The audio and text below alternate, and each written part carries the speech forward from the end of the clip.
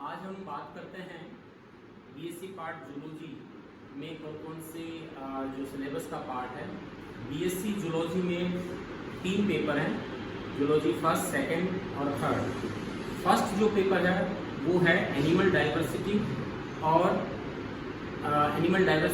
And taxonomy with evolution. Second paper है cell biology and genetics और जो third paper है वो है डेवलपमेंटल बायोलॉजी।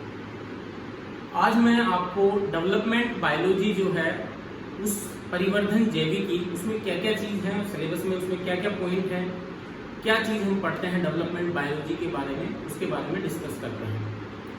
डेवलपमेंट बायोलॉजी जो है परिवर्धन जैविकी वो और एम्ब्रियोलॉजी, ये 2 शब्द एक दूसरे से सिमिलर प्रतीत होते हैं। बोथ आर सिमिलर, जैसे कि नाम से पता है स्टडी ऑफ एम्ब्रियो, इसको हम एम्ब्रियोलॉजी कहते हैं। और यदि हम एम्ब्रियो को आगे पूर्ण भ्रूण के बनने के बाद में उसकी मृत्यु तक जितने भी परिवर्तन होते हैं, उसमें ग्रोथ होती है, उसमें एजिंग होती है किसी जीव में, वो सारी परिवर्तनों को जो हम स्टडी करते हैं, यानी जो किसी जीव का जन्म होता है उसके लैंगिक प्रजनन के दौरान उसमें गैमेट के फॉर्मेशन से लेकर के उसके जन्म, जाइगोट और जाइगोट के बाद में उसके जो पोस्ट जाइगोटिक जो क्रियाएं होती हैं, एक्शन होते हैं, जैसे आपका बेसिकली जैसे हम कह सकते हैं कि उसके बाद में उसमें ब्लास्टुलेशन होता है, गैस्ट्रुलेशन होता है, शुरुआत में क्लीवेज होता है, ऑर्गेनोजेनेसिस होता है, ग्रोथ होता है, डिफरेंशिएशन होता है और अंत में पूर्ण व्यस्त एडल्ट जो है वो जीव बनता है, उसमें धीरे धीरे एजिंग फिनोमिनन आता है। ये सारी स्टडी हम डेवलपमेंट बायोलॉजी के अंतर्गत पढ़ते हैं, इसलिए एम्ब्रियोलॉजी वर्ड ज़्यादा उचित नहीं है। एम्ब्रियोलॉजी का मतलब तो केवल ये हुआ कि द स्टडी ऑफ एम्ब्रियो, यानी सिर्फ जो भ्रूण के बनने तक की जो विकास की अवस्था है, यदि वो पढ़ते हैं तब हम उसको केवल एम्ब्रियोलॉजी कहेंगे। और यदि उसके बाद में और पूर्ण डेवलपमेंट तक यदि हम बात करते हैं तो हम उसको डेवलपमेंट बायोलॉजी कहेंगे।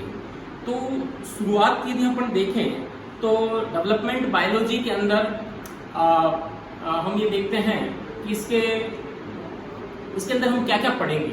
इसके अंदर बेसिकली जो है इसका हिस्टोरिकल पर्सपेक्टिव है कि इसकी खोज जैसे होमनक्यूलस देखा गया कि एक मानव के जो स्पर्म होता है शुक्राणु में होता है, उसमें एक पूर्व रचना सिद्धांत दिया था। उसके अंदर ये कहा गया है कि उसके अंदर एक छोटा शुक्राणु मानव का पूर्ण शरीर रहता है स्पर्म के अंदर। तो ये इसका हिस्टोरिकल पर्सपेक्टिव है। मैं उस हिस्टोरिकल पर्सपेक्टिव में जाके आपको एक मेन चीज़ें इसके बारे में बताना चाहूँगा कि इसमें हम 4-5 चीज़ें पढ़ेंगे जो मेन है। पहला है इसमें गैमेटोजेनेसिस, यानी फॉर्मेशन ऑफ गैमेट, युग्मक जनन, जिसके अंदर 2 चीज़ें होती हैं, स्पर्मेटोजेनेसिस एंड ooजेनेसिस, शुक्राणु जनन की क्रिया और अंड जनन की क्रिया। उसके बाद में दोनों का जो है गैमेट का जो कॉन्जुगेशन होता है, मिलन होता है, उस क्रिया को हम बोलते हैं फर्टिलाइजेशन यानी निषेचन की क्रिया। उससे जाइगोट बनता है, जाइगोट जैसा कि पता है डिप्लॉइड होता है। जाइगोट के बाद में उसमें कॉन्स्टिट्यूटिव डिवीजन होते हैं, डिवीजन से बेसिकली उसमें जिसको क्लीवेज कहते हैं, उससे जो यूनिसेलुलर जाइगोट है वो मल्टी सेलुलर एक ब्लास्टुला में परिवर्तित हो जाता है, क्योंकि शुरुआत में मोरूला बनता है, दैट इज सॉलिड स्टेज, और उसके बाद में वो उसमें जो है वो होलो स्पेस आ जाता है, उसको हम ब्लास्टुला कहते हैं। ब्लास्टुला के बाद की जो सेल्स होती हैं वो रीअरेंज होती हैं और 3 लेयर एक गैस्ट्रुला बनाता है। गैस्ट्रुलेशन के बाद में वो जो 3 लेयर बनती हैं, जिनमें सबसे बाहरी एक्टोड्रम, फिर बीच में मीजोड्रम और नीचे एंडोड्रम, ये 3 लेयर से एक कंप्लीट ऑर्गेनोजेनेसिस की ओर जीव आगे बढ़ता है। उसमें न्यूरोजेनेसिस होता है और उसके बाद में एक पूर्ण जीव का निर्माण होता है। तो ये 3 चीजें मेन हैं, जिसके अंदर क्लीवेज है, ब्लास्टुलेशन है, गैस्ट्रुलेशन है और ऑर्गेनोजेनेसिस है। ये हम आगे जाके स्टडी करेंगे। Thank you very much. ये इसका इंट्रोडक्शन था डेवलपमेंट बायोलॉजी का।